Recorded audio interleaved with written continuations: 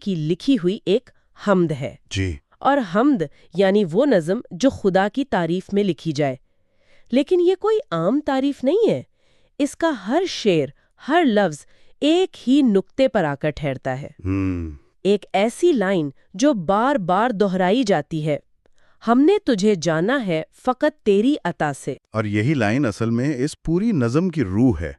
شاعر یہاں ایک بہت بڑا دعویٰ کر رہا ہے. اچھا. وہ کہہ رہا ہے کہ خدا کو جاننے کا مطلب اس کی معرفت حاصل کرنے کا کوئی فلسفیانہ یا خیالی راستہ نہیں ہے. کوئی اور راستہ نہیں ہے؟ جی نہیں، بس ایک ہی راستہ ہے، اس کی دی ہوئی چیزوں کو پہچاننا، اس کی عطا کو سمجھنا.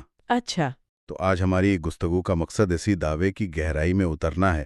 ہم دیکھیں گے کہ شاعر ہمیں کائنات سے لے کر انسانی تاریخ تک کی کون کون سی عطائیں گنواتا ہے تاکہ اپنا نقطہ ثابت کر سکے. تو پھر سفر شروع کرتے ہیں. پہلا پڑاؤ جیسا آپ نے کہا کائنات ہے. نظم کا آغاز ہی اتنا وسیع ہے کہ انسان خود کو بہت چھوٹا محسوس کرنے لگتا ہے. جی بالکل. شاعر ہمیں سیدھا سورج کے اجالوں سے، کہکشاں سے، خلا سے اور پھر چاند اور ستاروں کی چمک اور ضیاء سے متعارف کرواتا ہے. لیکن جو چیز مجھے سب سے زیادہ دلچسپ لگی وہ یہ ہے کہ اتنی بڑی کائناتی تصویر دکھانے کے فوراً بعد وہ ہمیں زمین پر لے آتا ہے اور بات کرتا ہے پہاڑوں کی انا کی. یہ ترکیب کیا کمال کی ہے. جی کمال کی ہے، جیسے پہاڑ کوئی زندہ مغرور ہستی ہو. بالکل. اور دیکھیں یہ محض خوبصورت شاعری نہیں ہے. انا کا لفظ استعمال کر کے شاعر نے پہاڑ کو ایک شخصیت دے دی ہے، ایک ایسی شخصیت جو اپنی بلندی اور مضبوطی پر قائم ہے.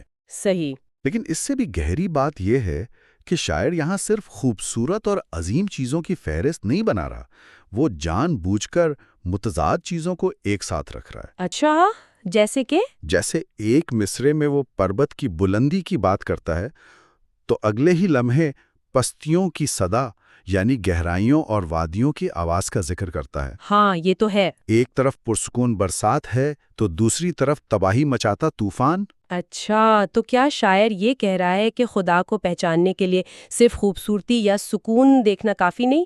کیا وہ ہمیں جان بوجھ کر بے آرام کر رہا ہے تاکہ ہم گہرائی میں سوچیں؟ آپ نے بالکل صحیح پکڑا، یہی اس کا مقصد ہے. کہ سکون اور افراتفری دونوں کا خالق ایک ہی ہے؟ بالکل. وہ یہ کہہ رہا ہے کہ خدا کی نشانی، اس کی عطا صرف گلاب کے پھول میں نہیں بلکہ زلزلے کے جھٹکے میں بھی ہے، صرف ٹھنڈی ہوا میں نہیں بلکہ جھلسا دینے والی دھوپ میں بھی ہے. یعنی وہ ہمارے دیکھنے کے زاویے کو وسیع کر رہا ہے. جی، وہ ہمیں بتا رہا ہے کہ اگر تم خدا کو صرف اس کی رحمت میں تلاش کرو گے تو اس کی پوری تصویر نہیں دیکھ پاؤ گے. اس کی پہچان اس کے جلال اور جمال دونوں میں ہے. واہ، یہ تو واقعی گہری بات ہے. اچھا، تو شاعر نے پہلے ہمیں پوری کائنات کی سیر کرا دی، لیکن اتنے بڑے کینوس کے بعد دوسرے بند میں وہ اچانک ہمیں ایک باغ میں لے آتا ہے. جی، جیسے وہ کہہ رہا ہو کہ جو سچائی ستاروں میں ہے وہ ایک کلی میں بھی ہے. اب بات ہو رہی ہے گلشن کی بہاروں کی، معصوم کلی کی، موتی کی نزاکت اور ہیرے کی جلا کی. جی، یہ تو جیسے ایک بہت بڑے ٹیلیسکوپ سے ہٹ کر ایک مائکروسکوپ کے نیچے آ گئے ہوں. اور اسی مائکروسکوپ کے نیچے وہ کچھ بہت دلچسپ چیزیں دکھاتا ہے. مثال کے طور پر وہ کہتا ہے لوہا وہ مول، یاقوت وہ گوہر. اب لوہا ایک عام، سستی اور محنت طلب دھات ہے، جبکہ یاقوت ایک انتہائی قیمتی اور نازک پتھر ہے. ان دونوں کو ایک ساتھ رکھنا بہت معنی خیز ہے. اس کا کیا مطلب ہو سکتا ہے؟ یہ اس بات کی طرف اشارہ ہے کہ خدا کی عطا کی قدر ہماری بنائی ہوئی قیمتوں کی محتاج نہیں. اس کی نظر میں ایک کسان کے ہل میں لگے لوہے کی بھی اتنی ہی اہمیت ہے جتنی ایک بادشاہ کے تاج میں جڑے یاقوت کی. اچھا، دونوں اس کی تخلیق ہیں، دونوں اس کی عطائیں. اور اسی بند میں گوتم اور سنگ سبا کا بھی ذکر ہے. یہ تھوڑا غیر متوقع لگا مجھے. فطرت کی باتیں کرتے کرتے اچانک تاریخی نام کیوں؟ یہیں پر شاعر نظم کے دائرے کو مزید وسیع کرتا ہے. کیسے؟ دیکھیں، سنگ سبا کا ذکر یعنی ملکہ شیبا کی کہانی جو خود اپنی ذہانت اور بادشاہی کے باوجود ایک بالا تر طاقت کو تسلیم کرنے پر مجبور ہوئیں، یہ نظم کو تاریخ کی گہرائی عطا کرتا ہے.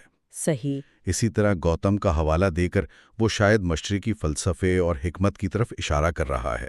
وہ یہ کہہ رہا ہے کہ خدا کی نشانیاں صرف آسمان اور زمین میں نہیں ہیں، بلکہ انسان کی تاریخ، اس کی تہذیبوں اور اس کی دانش میں بھی بکھری پڑی ہیں۔ بالکل۔ اس سے نظم کا کینوس آفاقی ہو جاتا ہے، یہ کسی ایک مذہب یا علاقے تک محدود نہیں رہتی۔ تو رنج و غم و آلام سے یہ ایک دم سے اسکیل اتنا ذاتی اور چھوٹا کیوں ہو گیا ہے؟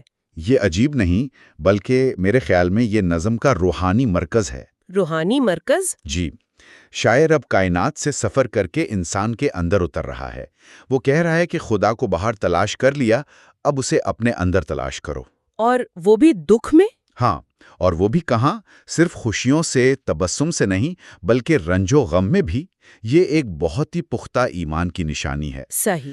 دیکھیں، یہ کہنا آسان ہے کہ کامیابی خدا کی طرف سے ہے، لیکن یہ ماننا کہ ناکامی اور غم میں بھی اس کی کوئی حکمت پوشیدہ ہے، یہ گہرے تعلق کا ثبوت ہے۔ اور مریضوں کی شفا والی لائن تو بہت ہی طاقتور ہے۔ جانتے ہیں، یہ لائن مجھے ہمیشہ متاثر کرتی ہے۔ یہ صرف ایک شاعرانہ بات نہیں ہے۔ ہم سب نے کبھی نہ کبھی اپنی زندگی میں کسی کو تکلیف سے نکلتے دیکھا ہے، اور اس لمحے میں جو شکر گزاری اور راحت کا احساس ہوتا ہے نا، جی، شاعر اسی کو خدا کی سب سے واضح عطا کہہ رہا ہے۔ واہ۔ اس کے علاوہ درویش کی دعا اور بڑوں کی دعا کا ذکر، یہ بھی خدا کی غیر مادی عطائیں، یعنی رہنمائی، روحانی سکون اور بزرگوں کی شفقت۔ وہ چیزیں جنہیں آپ تول نہیں سکتے، خرید نہیں سکتے۔ جی، لیکن یہ زندگی کو سہارا دیتی ہیں۔ اور اسی بند میں وہ زندگی کے دو کناروں کو بھی چھوتا ہے، نو عمری کی جسے یعنی جوانی کا وہ جوش اور ضد، اور پھر بڑھاپے کی صدا۔ تو گویا وہ کہہ رہا ہے کہ انسان کی پوری زندگی، اس کی جوانی کی غلطیوں سے لے کر بڑھاپے کی حکمت تک، ہر لمحہ خدا کی نشانیوں سے بھرا ہوا ہے۔ بالکل۔ یہ نہیں کہ خدا صرف عبادت کے وقت یاد آتا ہے، بلکہ وہ زندگی کے ہر اتار چڑھاؤ میں موجود ہے۔ جی بالکل، جوانی کی طاقت بھی اس کی عطا ہے، اور بڑھاپے میں آنے والی کمزوری کے بعد جو صبر اور حکمت آتی ہے، وہ بھی اسی کی عطا ہے۔ ٹھیک ہے، تو ہم نے کائنات کا سفر کیا، انسان کے دل میں جھانکا، لیکن چوتھا اور آخری بند یہ ایک بالکل ہی مختلف موڑ لیتا ہے۔ جی، یہ تو جیسے ایک تیز رفتار تاریخی اور مذہبی رولر کوسٹر ہے۔ شاعر ہمیں ایک ہی سانس میں ابلیس کے فتنوں سے لے کر آدم کی خطا تک اور پھر انبیاء کی ایک لمبی فہرست سے گزارتا ہے۔ جی، یہ نظم کا کلائمیکس ہے۔ یہاں شاعر اپنے نقطے کو حتمی شکل دے رہا ہے۔ اچھا۔ وہ کہہ رہا ہے کہ خدا نے اپنی پہچان کے لیے صرف کائنات اور انسانی فطرت پر ہی اکتفا نہیں کیا، بلکہ اس نے انسان کی رہنمائی کے لیے ایک اور سلسلہ بھی جاری کیا، وحی اور نبوت کا سلسلہ۔ اور یہاں بھی وہ تضاد کا استعمال کر رہا ہے؟ بالکل۔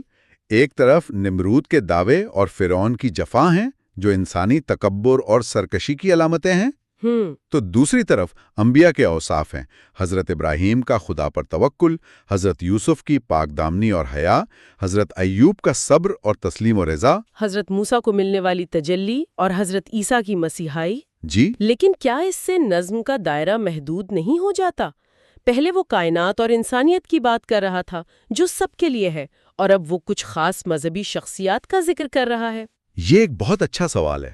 کیا اس سے کوئی غیر مسلم سامع لا تعلق محسوس نہیں کرے گا؟ بظاہر ایسا لگ سکتا ہے، لیکن اگر گہرائی میں دیکھیں تو شاعر ان شخصیات کو محض تاریخی ناموں کے طور پر پیش نہیں کر رہا۔ تو پھر کیسے کر رہا ہے؟ وہ انہیں آفاقی انسانی اختیار کے استعاروں کے طور پر استعمال کر رہا ہے۔ اچھا۔ حضرت ایوب کا صبر صرف مسلمانوں کے لیے نہیں، بلکہ ہر اس شخص کے لیے ایک مثال ہے جو مشکل میں ہے۔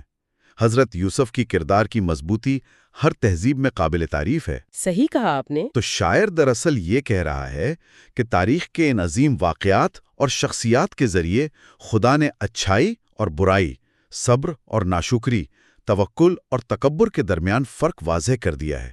یہ بھی اس کی ایک بہت بڑی عطا ہے۔ اور پھر وہ مقدس کتابوں کا ذکر کرتا ہے، تورات سے، انجیل سے، فرقان کی صدا سے۔ جی، اور صرف یہی نہیں بلکہ قرآن کی کچھ مخصوص صورتوں کا نام بھی لیتا ہے، یاسین سے، طٰہٰ سے، مزمل سے، نبا سے۔ یہ بڑی دلچسپ بات ہے۔ ان خاص صورتوں کا ذکر کیوں؟ یہ واقعی ایک بہت ہی عمدہ نکتہ ہے۔ اگرچہ شاعر نے خود اس کی وضاحت نہیں کی، لیکن ہم اندازہ لگا سکتے ہیں۔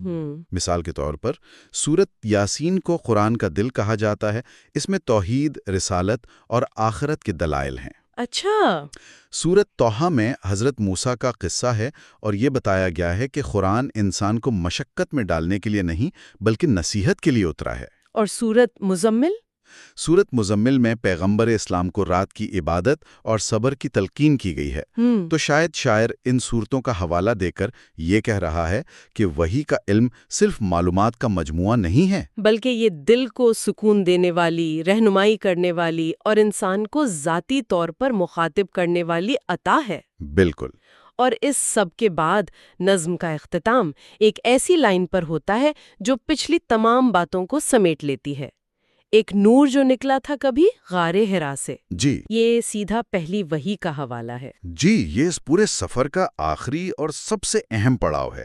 شاعر نے ہمیں کہکشاؤں سے سفر شروع کروایا، فطرت کے عجائبات دکھائے، انسانی نفسیات کی گہرائیوں میں اتارا، انبیاء کی تاریخ سے گزارا، اور آخر میں ہمیں اس ایک لمحے پر لا کر کھڑا کر دیا جہاں اس کے عقیدے کے مطابق خدا کا حتمی اور مکمل پیغام انسان تک پہنچا۔ تو گویا وہ کہہ رہا ہو کہ پچھلی تمام عطائیں اپنی جگہ، لیکن یہ نور وہ سب سے بڑی عطا ہے جس نے خدا کی پہچان کو مکمل کر دیا۔ جی، یہ شعر پوری نظم کا نچوڑ اور اس کا منطقی انجام ہے۔ تو اگر ہم اس پورے سفر کا خلاصہ کریں تو یہ حیرت انگیز ہے۔ شاعر نے ہمیں دکھایا کہ خدا کی پہچان ایک وسیع کائنات میں بھی ہے اور ایک چھوٹے سے پھول میں بھی، وہ انسانی خوشی میں بھی ہے اور غم میں بھی، وہ تاریخ کے عظیم ہیروز کے کردار میں بھی ہے اور ظالموں کے انجام میں بھی۔ جی، اور آخر کار وہ اس رہنمائی میں بھی ہے جو اس نے اپنے انبیاء کے ذریعے بھیجی، اور ان سب کی مشترکہ کڑی ایک ہی ہے۔ یہ سب اس کی عطائیں ہیں، اس کی نشانیاں ہیں۔ بالکل۔ اور اس نظم کا مرکزی پیغام یہی ہے کہ خدا کا علم کوئی خشک فلسفہ نہیں جسے کتابوں میں پڑھ کر حاصل کیا جائے۔ یہ ایک زندہ، تجرباتی حقیقت ہے جسے محسوس کرنے کی ضرورت ہے۔ یہ نظم دراصل ہمیں دیکھنے کا، محسوس کرنے کا اور شکر گزار ہونے کا ایک نیا زاویہ دے رہی ہے۔ وہ کہہ رہی ہے کہ اپنی آنکھیں کھولو، تم جہاں بھی دیکھو گے تمہیں خدا کی کوئی نہ کوئی عطا نظر آئے گی۔ شرط صرف دیکھنے والی آنکھ اور محسوس کرنے والے دل کی ہے۔ یہ نظم ہمیں سوچنے پر مجبور کرتی ہے۔ شاعر نے اپنی دنیا کے حساب سے درجنوں عطاؤں کی فہرست بنائی ہے۔